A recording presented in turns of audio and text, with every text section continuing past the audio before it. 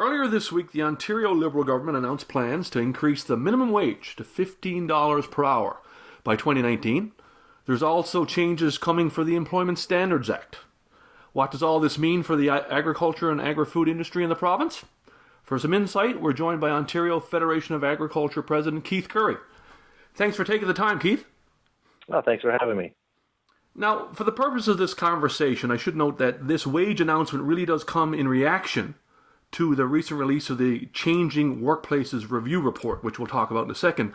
But Keith, what's OFA's reaction to the labour news this week? What's the potential impact here for agriculture? Well, on the positive side, it appears that agriculture is going to remain exempt from the Employment Standard, the Labour Relations Act. We have our own act that governs how employees are looked after in agriculture, and so that's a good news story. It's not a done deal yet.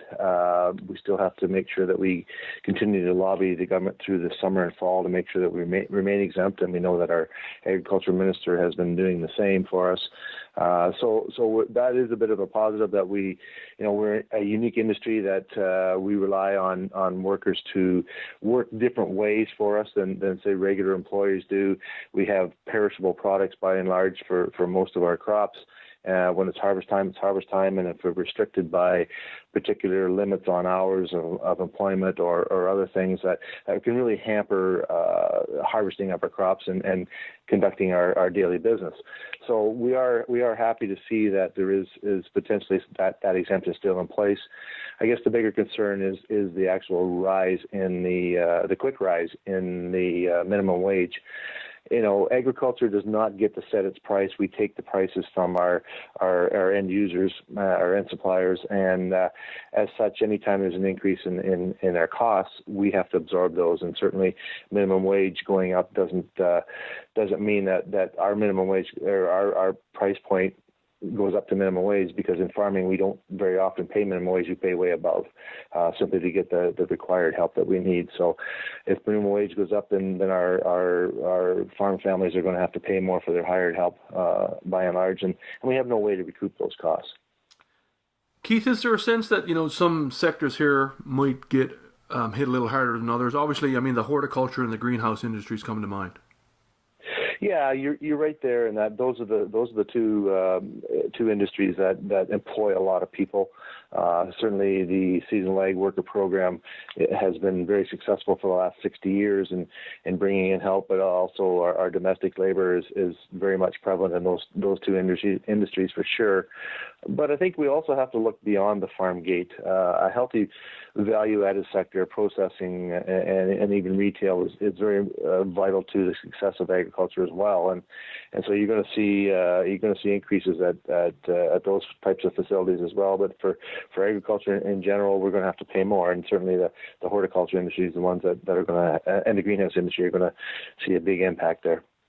Now, there was a lot of chatter that, the Employment Standards Act, those special exemptions, that, those rules for industries for industries like agriculture would go away. They seem to be, as I say, protected here. How concerned were you about that? And, might that reappear on the discussion table in the future? Well, I guess everything's still on the table. We don't have that official exemption. They didn't announce an exemption, but to your point, they did announce that some industries will have those exemptions potentially remain in place. We have been certainly lobbying hard to maintain those exemptions in agriculture because of the unique type of industry and the unique way we employ people. So we've asked for those exemptions to stay in place. We've lobbied our agriculture minister fairly hard, and he's assured me that he has been lobbying his own government to make sure that agriculture has those exemptions still in place. So we're holding out, we're holding out hope that does happen. But our work's not done yet. We have to continue to deal with the Ministry of Labor and the Premier's office to make sure that those exemptions do in fact stay in place so that we can carry on our business.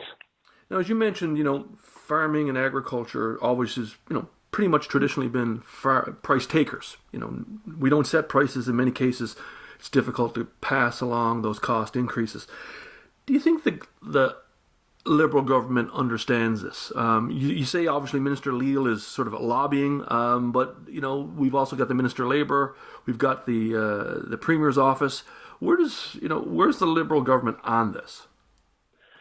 Well, these changes in the Employment Standards Act are coming from a review that was done, and I think probably what's frustrating for employers in all industry is that, if you look at the people doing these reports, and more specifically, you look at the people that are responsible for the changes, i.e., the government officials, most of these people haven't run a small business or owned a small business. They haven't hired people. They haven't fired people. They haven't had to discipline a worker. They haven't had to reward a worker. They don't understand, the nuances of being an employee, an employer.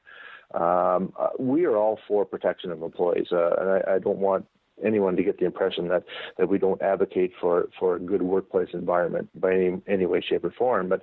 But at some point in time, you have to look at the employer as well, and is it going to work for the employer? And we've long said that raising minimum wage high is really not good public policy. If you want to create a good workplace, you want to create competitive wages, create that good business environment out there where you have a lot of competition and you have people who are headhunting people for jobs, and there's lots of employment available, and that in itself will drive up wages. I mean, if you look a number of years ago at the oil boom out in Alberta, I mean, people working at places like Tim Hortons and McDonald's, which are service industry jobs, were getting upwards of $20 an hour just because they couldn't get workers. That was a great business environment. And if the parameters are put in place in Ontario to create that excellent business environment, the wages will follow in suit, and I think that's where we'd rather see this government go in creating that environment where it's really a really healthy workplace out there. Now, this is obviously some politics involved in here. We've got an election coming in about a year, and I think the Liberal government is staking out its position here.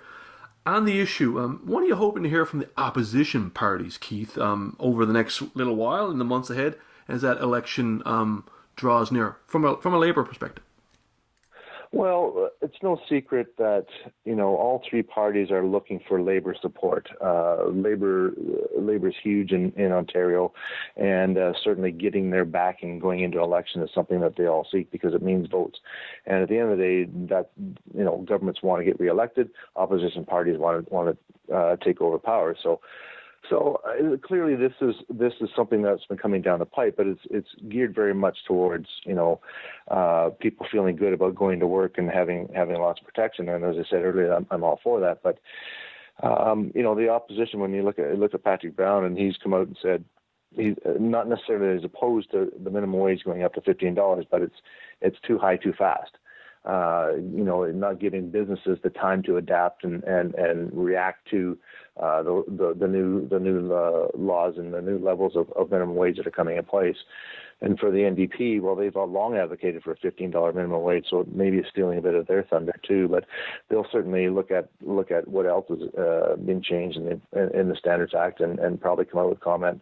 But certainly they're all looking for that Labour support, and clearly, the current government is getting a leg up on the other parties, and it's the political world that we live in, and they're doing what they can to get reelected, and we just have to make sure as an organization and as an industry that we continue our conversations with them so that we put our industry in the best position to move forward, because we are the largest industry and the largest employer in this province. So we need to make sure that this kind of stuff isn't getting in the way of us continuing to be successful. Yeah.